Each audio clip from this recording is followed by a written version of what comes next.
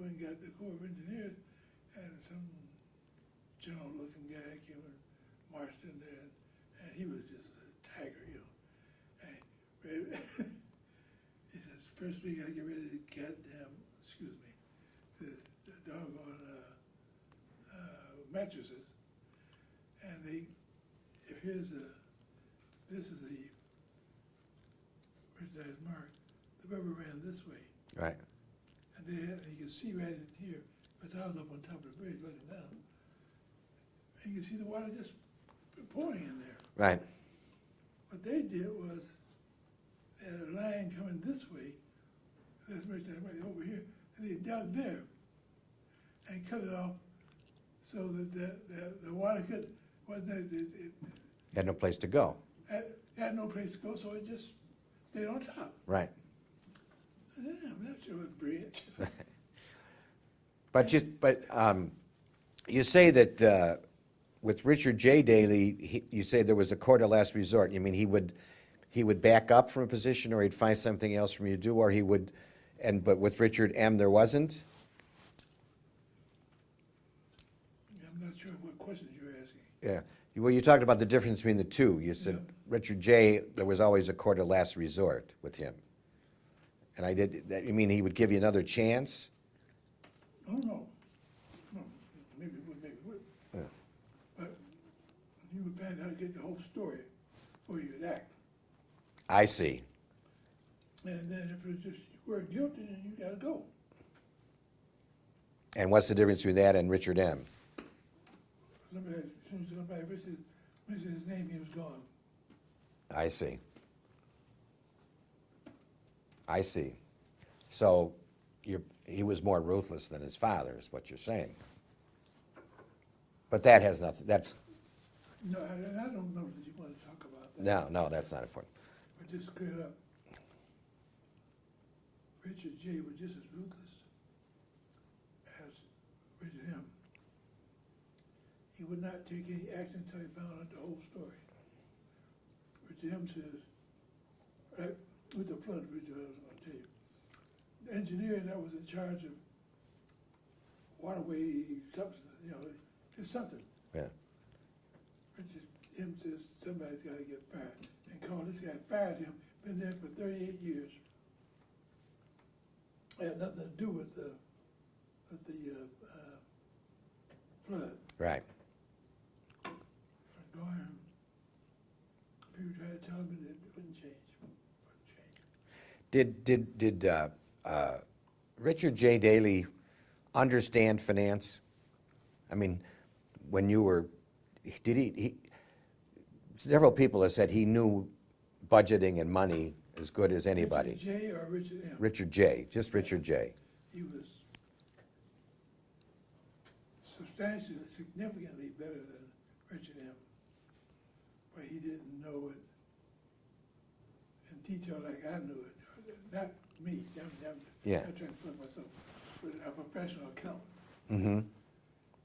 And he could understand the significance of the issue like that. But then he would call me or somebody else in who was involved in a public works person, make sure they had a clear understanding of it, then take action. Richard M. just took action. Okay. Well, we'll leave Richard M. out from now on, because I only want to deal with Richard J. For this. So now... keep him out, period. You know? Yeah. So, so you had obviously a very good working relationship with Richard J. Daley, and Richard M. too. yeah, but Richard J. is who we're interested in. He didn't involve himself other than to use your knowledge. I mean, he didn't put people into your office or anything. No, never did. No patronage. No, yeah, two offices that didn't have patronage. One was the controller's office, and one was the law office. And if you think about it, you go to the 5th floor, you can see ours. Yeah. You go walking towards his office right in the center of the floor.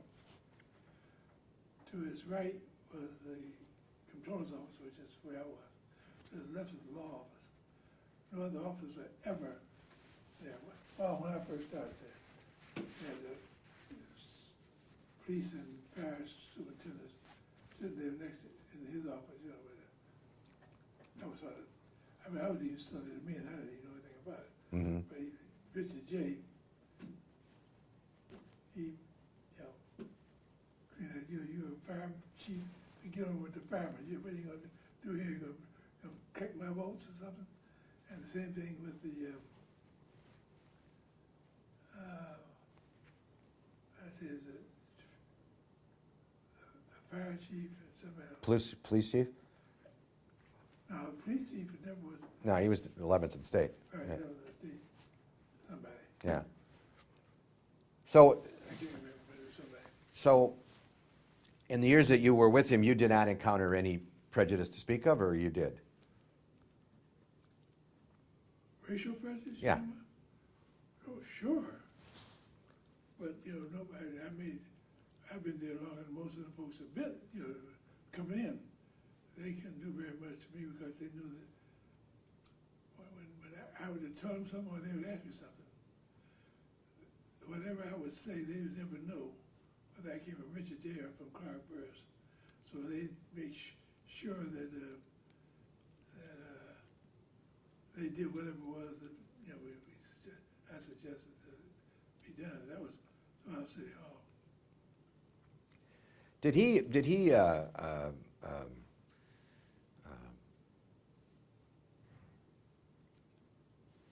ever indicate or show you prejudice other than outside of your office? I mean, this has been a constant part of this oral history. Did he? Now, say that again. I mean, did you see prejudice in his actions outside of his office? Racial prejudice? Yes. In his job, I mean? Yeah.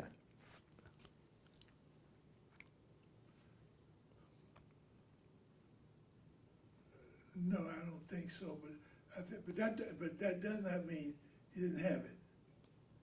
It's just that he was very careful with me. Maybe it's a few others, too, I'm not sure. And I don't think that if it was happened. Wait a minute, first you gotta define racial prejudice, because he did things that, you know, like firemen know. There's a fellow named Quinn, I think, Quinn? Yeah, that was fire commissioner. Right. Yeah. He says, the reason there are no blacks in the fire department because blacks are afraid of fire. You know, now who the hell believes that? You know? Right. Maybe I don't know that he could believe it, but they'll never say anything about it, you know. So he allowed it in other areas, but he didn't practice it. I'm trying to understand that. And I'm trying to say it right. And Yeah. I don't know where the emphasis belongs. I don't know that Richard J. Daley didn't have some bigotry somewhere in his back of his mind someplace. And some of his actions, but I never saw it. And I know that he fought it a lot, because I saw all of it because it was with me. Remember John Keene, Sure. Tom King. Tom Keene, I mean, Yeah. Again, like him. I was his number one witness when he was tried. And I would go to the mayor every day.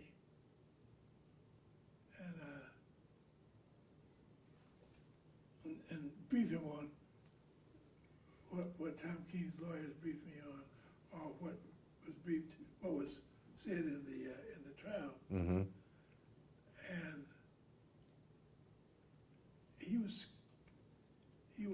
comfortable enough to say, well, do you have any blacks on the jury?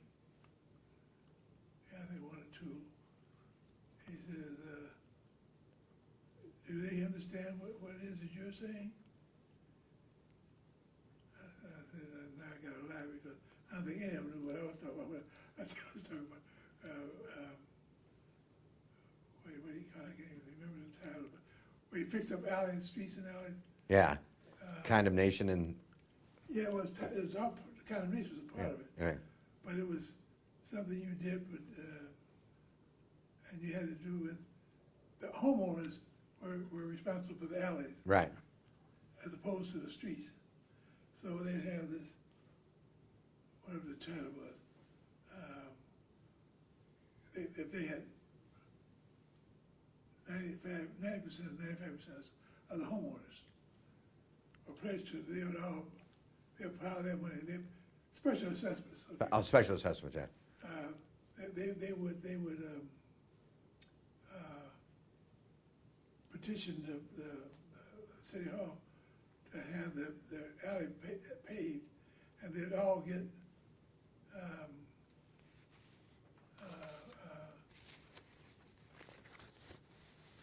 bills for their share of the Paving, Of the paving. yes. Well, it was pretty complicated, and which is what King got convicted on. But what I was doing was, I worked for years up to the special assessments, and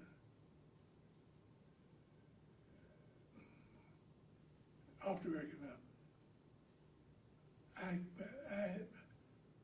my confidence in the legal system of this country has went from up below the floor, because they're up there going to convict him on something. I don't know that he wasn't guilty of making money, but he certainly wasn't guilty of what they're saying, because I had all the records, and I knew it was in those records. And I went back there and told the mayor about it. The mayor said, you know, you keep telling them the truth, and you know, they finally would get it to them. But you want me to give you the name of the judge?